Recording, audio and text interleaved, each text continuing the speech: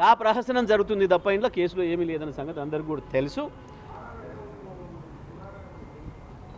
Same Narender రెడ్డిని arrest చేసి ఆయన చెప్పని మాటలు చెప్పినట్టు రాసి మీడియాకు లీకులు ఇచ్చి కోర్టులను పక్కదారి పట్టించే ప్రయత్నాలు ఏదైతే చేసిండ్రో ఇందులో కూడా నేను చెప్పినట్టుగా మీరు రాసే అవకాశం ఉంది కాబట్టి నేను లాయర్ని తీసుకొని వస్తున్నాను చెప్పండి.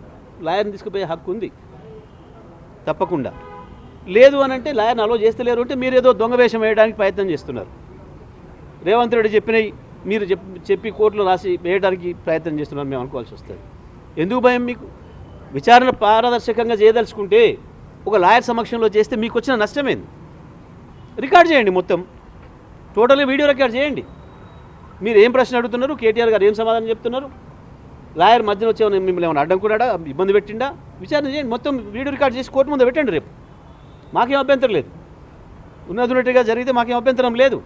కానీ మీరు దొంగ రాతలు, తప్పుడు రాతలు మా వాళ్ళు చెప్పిన పద్ధతుల్లో మీరు అయితే రాసి లీకులు చేసి తప్పుడు ప్రచారాలు చేస్తున్నారో, తప్పుడు సమాచారం ఇస్తున్నారో ప్రజల కోర్టులకు, మేము అది జరగొద్దనే ఇవాళ మా కేటీఆర్ గారు న్యాయవాదులను తీసుకొని వెళ్ళిండు. ఇప్పటికి కూడా ఇంకా బయటనే రోడ్డు మీద నిలబెట్టినారు. ఇది చట్టాన్ని గౌరవించే వ్యక్తిగా,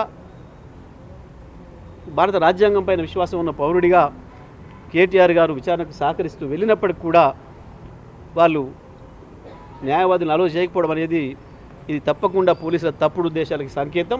ఇది కేవలం పోలీసులు విచారణ పారదర్శకంగా చేయడం లేదు, ఐఓ ఎవరైతే ఉన్నారో ఆయన సొంతంగా విచారణ చేయడం లేదు, బయట నుంచి ఇన్స్ట్రక్షన్స్ వస్తున్నాయనే దానికి ఉదాహరణ. ఎందుకు అంటే బయట వాళ్ళకు ఒక బాస్ ఉంటాడు, ఆయన దొరకాలి. ఇప్పుడు ఆయన దొరికి ఆయన ఏం చెప్తే అది చేస్తారు. ఆయన అలో చేయమంటే చేస్తారు, లేదనంటే మేము చేయము అని చెప్తారు. చెప్పి కావాలని కేటీఆర్ గారే మమ్మల్ని ఇబ్బంది పెట్టిండని చెప్పి కూడా దుర్మార్గమైన ప్రచారం చేసే అవకాశం ఉంది. వీళ్ళు అంత దొంగల రాజ్యం నడుస్తుంది ఇక్కడ. భారత రాజ్యాంగం నడవడం లేదు, భారత చట్టాలు నడవడం లేదు, పాత ఐపీసీలు సిఆర్పీసీలు నడవడం లేదు, కొత్తగా వచ్చిన బిఎన్ఎస్ఎస్ నడవడం లేదు.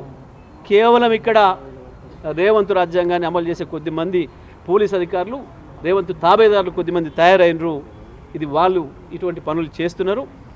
జాగ్రత్త. ఇప్పటికైనా మీరు అప్పటికి మేము రిటైర్ అవుతాం, వచ్చేది బీఆర్ఎస్ ప్రభుత్వం అయినప్పటికి కూడా మేము ఉండం కదా అని అనుకుంటున్నారేమో.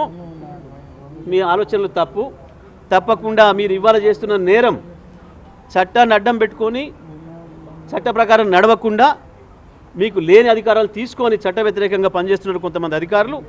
తప్పకుండా వీళ్ళకు కూడా రాబోయే రోజుల్లో సరిపోయే పద్ధతుల్లో ఉంటుంది, అందులో సందేహం లేదు. చట్ట ప్రకారమే చర్యలు జరుగుతాయి. తర్వాత కూడా ఇవాళ చట్ట వ్యతిరేకంగా ప్రవర్తించే వాళ్ళు పోలీస్ అధికారులు ఎవరైనా మీ సొంతంగా పనిచేయండి. రాజ్యాంగం చట్టం మీకు ఏదైతే అధికారాలు ఇచ్చిందో దాని మేరకు పనిచేయాలి. కానీ పై వాళ్ళ ఇన్స్ట్రక్షన్స్తో పనిచేస్తే పైవాడికి ఈ టర్మే ఆఖరా, మన జీవితంలో వీళ్ళని మీరు అధికారంలో చూడలేరు. ఇక సాధ్యం కాదు. ఇవాళ ఇక్కడ ఉన్న వాళ్ళు, బ్రతుకున్న వాళ్ళు ఉన్నంత కాలం బీఆర్ఎస్ పార్టీనే ఉంటుంది. రాబోయే రోజుల్లో కేసీఆర్ గారే ఉంటారు. కాబట్టి అది దృష్టిలో పెట్టుకొని పనిచేస్తేనే మంచిది. మీరు ఎవరైనా సరే మేము మిమ్మల్ని రిక్వెస్ట్ చేస్తున్నది, చట్ట ప్రకారం మీకున్న అధికారాల ప్రకారమే పనిచేయండి. ఇవాళ నుండి రేపు బయట ఇన్స్ట్రక్షన్స్ ప్రకారం పనిచేయకండి. అది మంచిది కాదు ఎవరికి కూడా.